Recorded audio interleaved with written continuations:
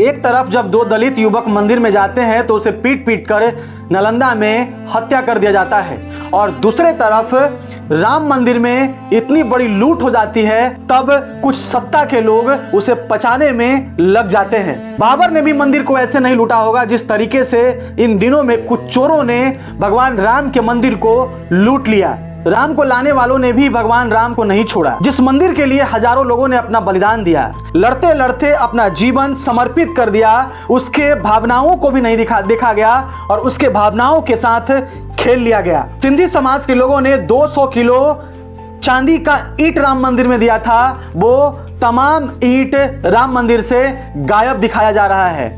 सिंधी समाज के लोग अब हिसाब मांग रहे हैं और कह रहे हैं कि हम लोगों ने 200 किलो चांदी का ईंट राम मंदिर में डोनेट किया, लेकिन उसका अब तक हमको रिसिप्ट नहीं मिला। कहां गया हमारा वो डोनेशन जो हमने भगवान राम के मंदिर में सौंपा था। राम मंदिर के रखवाले चंपत राय ने राम मंदिर में शपथ लगवा दी। भाजपा के शासन में और क्या क्या देखना पड़ेगा। जिस भाजपा ने राम मंदिर की राजनीति की, जिस भाजपा ने कहा कि हमने भगवान राम को लाया है, जिस भाजपा ने राम मंदिर के ऊपर पूरा जीवन भर राजनीति किया, उस भाजपा के राज में भगवान राम के मंदिर में इतना बड़ा लूट हो जाता है, लेकिन उस पर शपथ लगाने की कोशिश की जा रही है, उस पाप को ढकने की कोशिश की जा रही है। चोरी करने वाला कोई और नहीं बल्कि राम मंदिर के ट्रस्ट में जितने भी लोग हैं उनके रिश्तेदार हैं, उनका भाई है, उसका भतीजा है। ये वही लोग हैं जिसको जबरदस्ती उस मंदिर में घुसाया गया और उसके द्वारा इस मंदिर में चोरी करवाया गया।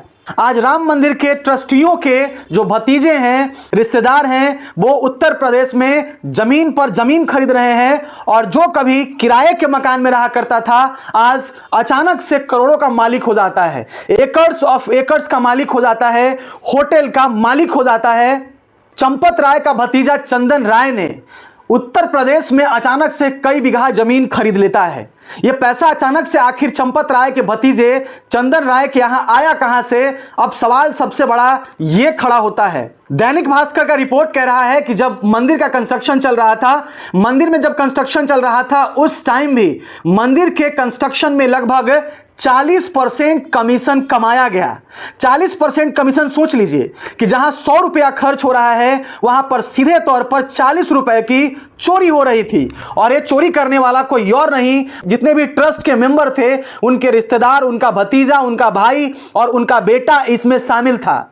गोपाल राव के भतीजे सोमेश ने भी इस मंदिर को खूब लूटा और अचानक से सोमेश अमीर बन जाता है। चंपत राय का करीबी रामाशंकर यादव के भतीजे के घर से कहा जा रहा है कि लगभग 36 लाख रुपए का कैश बरामद हुआ है। रिपोर्ट कह रहा है कि जिसको जिसको गिनने के लिए वहां पे रखा था उन लोगों ने राम मंदिर में खूब तबाही मचाई, खूब लूट मचाई। बाथरूम जाने के बहाने मंदिर का पैसा पॉकेट में रख करके बाथरूम में पैसा छुपा दिया जाता था, बाथरूम में चांदी और सोना छुपा दिया जाता था। कुछ लोगों ने भगवान राम के मंदिर में हीरा भी चढ़ाया था, हीरा का हार चढ़ाया था, वो हीरा का हार भी राम मंदिर से गायब बताया जा रहा है। और ये तमाम जो रिपोर्ट है ये दैनिक भास्कर का रिपोर्ट है। डॉक्टर अनिल मिश्रा के रिश्तेदार अनुकल्प और लवकुश मिश्रा ने भी राम मंदिर में खूब तबाही मचाई और राम मंदिर को खूब लूटा।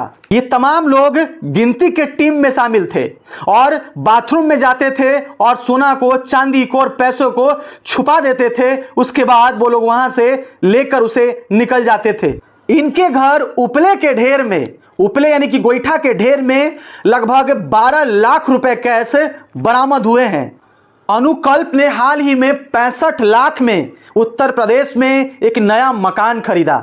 सोचिए, जो लोग सेवा करने के लिए मंदिर में रहा करते थे, जो लोग भगवान राम के सामने सेवा के नाम पर मंदिर में रहा करते थे, जिनकी सैलरी महज 15 से 20 हजार थी, उन लोग कैसे वो अचानक से करोड़ों के मालिक बन जाते हैं, कैसे अचानक से कई एकड़ जमीन के मालिक बन जाते हैं और कैसे अचानक से वो लोग होटल के मालिक बन जाते हैं और कई मकान उत्तर प्रदेश में खरीद लेते हैं। इसलिए मैंने आपको स्टार्टिंग में कहा कि जिस तरीके से बाबर ने मंदिर को नहीं लूटा, उस तरीके से इन चोट्टों ने भगवान राम के मंदिर को लूट लिया। दैनिक भास्कर के रिपोर्ट में दावा है कि लगभग 200 करोड़ रुपए की चोरी हुई है। लगभग 200 करोड़ वहां से गायब बताया जा रहा है। और इस मंदिर के सर्वे सर्वा कौन है?